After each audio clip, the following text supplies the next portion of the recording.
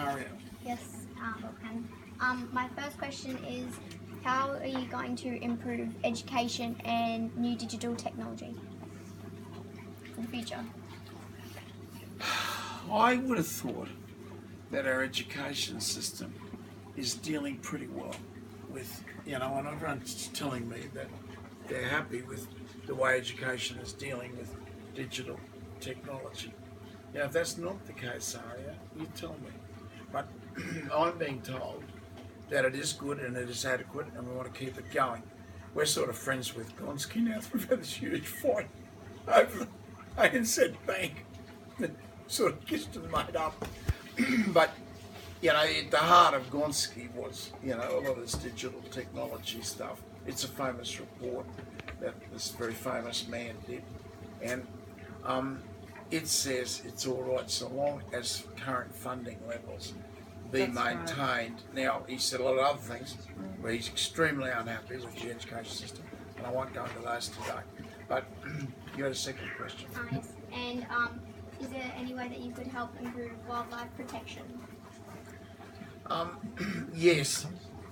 And I have not succeeded in this, but the road to Mission Beach, we lose a couple of cassowaries every year, just about, on that road.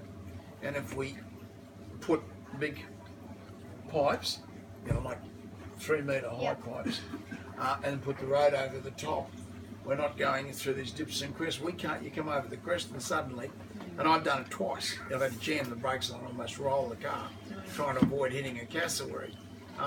But they will go through the tunnels. We can put some feed in the tunnels too to encourage them to use the tunnels instead of going over the roadway. And we also need to do that, particularly on the Coranda Range. And it doesn't cost a whole lot of money. So that's one way that we can go about it. But the other thing, Aria, is we've interfered with nature. And when you start interfering, things start going very bad. The crocodiles, the first Australian people, the Aboriginal Australian people, they got the eggs. They're fantastic. Like a clutch of eggs is 50 eggs, this size, 50 eggs. They could live for half a year, family, on a clutch of crocodile eggs. So they were right into it. There were dingoes and also goannas. But because we introduced the cane toad, most of the goannas are gone. There's still a few dingoes around, but it's not. The RSPCA funding? Well, let me just finish this one first, right? What's happened with the crocodiles is, because every female crocodile lays 50 eggs, and then you can, you're increasing your population tenfold every 3 or 4 years.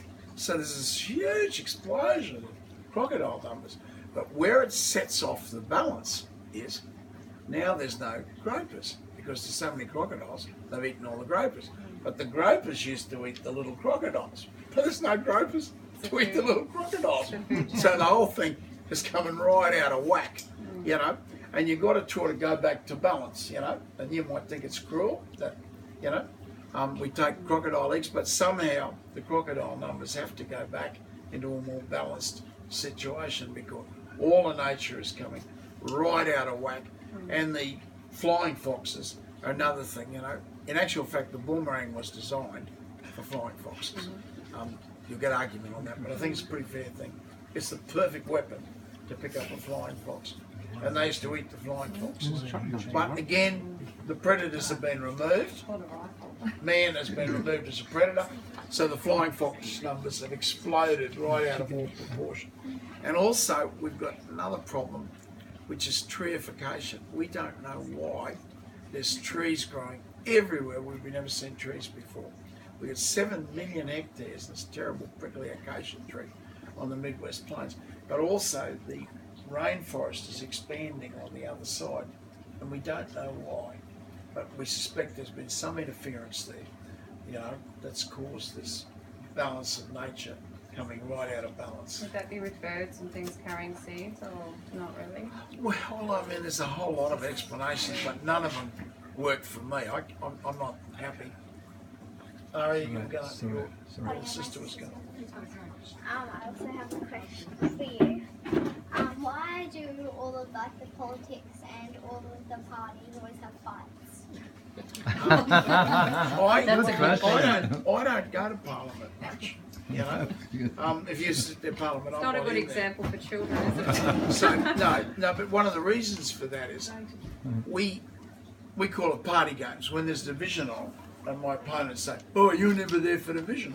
Too bloody right. Excuse me, it's not even don't you say. Too right. I'm not there for the divisions because 72% of the divisions we do not vote on, and almost every one of those is party games.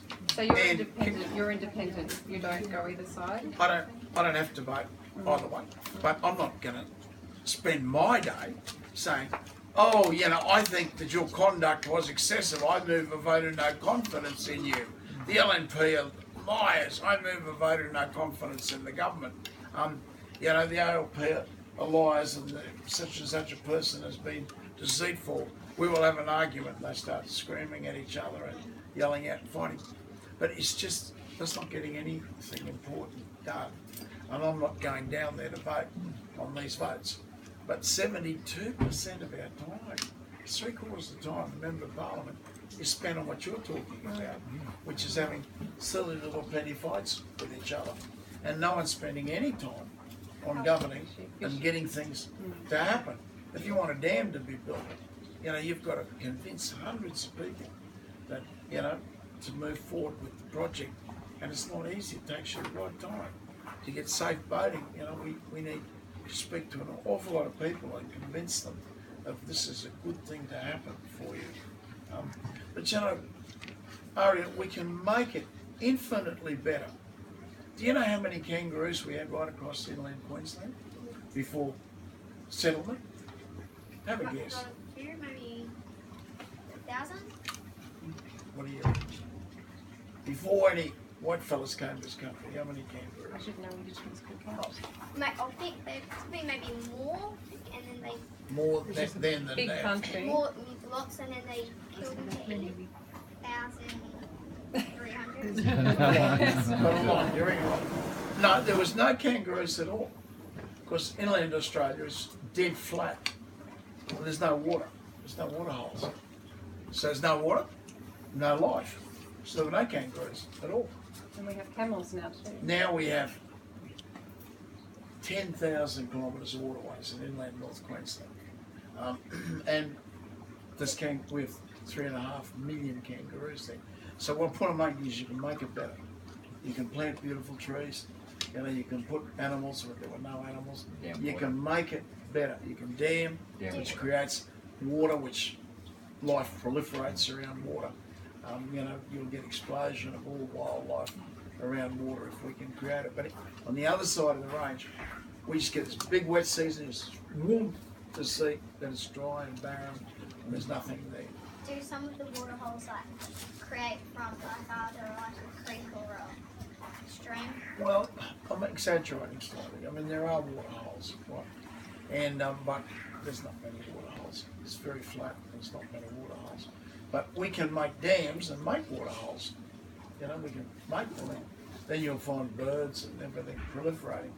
We have 32 varieties of birds in our backyard because we planted 1,000 gum trees in the backyard. One last question.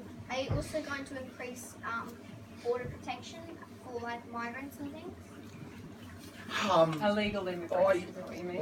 Something like that? You may disagree with me on this, but we cannot, as a nation, tolerate people just deciding to get on a boat and come to this country, because our welfare payments are $35,000 a Can you year. increase that protection? Well, but you understand that these people earn $5,000 where they are. They're extremely poor. If they come to this country, even if they don't work, they get $35,000. So the whole world would come to this country. That's where it's Unless we say, no, you can't come to this country. Sorry about that. We'd really like to help you, but we can't do that. We'll take, I don't know, 20,000, refugees a year or 50,000. But the people that they're taking, Ariah, I cannot believe that they are refugees. In this part of the world, Middle East, and Australia is in this part of the world. You know, like that's the world, right? So they're over here, we're over here, right? Yeah. A refugee flees to the neighbouring country. There are 300,000 that have fled Burma, and they're all in Malaysia and India, the surrounding countries. A refugee flees across the border. He doesn't pick a site around the other side of the world to go to, you know. But you've got massive welfare payments and living in paradise where people don't get shot all the time or blown up. But we bring enough of those people in, Ari, I think we will be a country. We'll be racing. where we're getting We'll shot. be going back to where they come from. And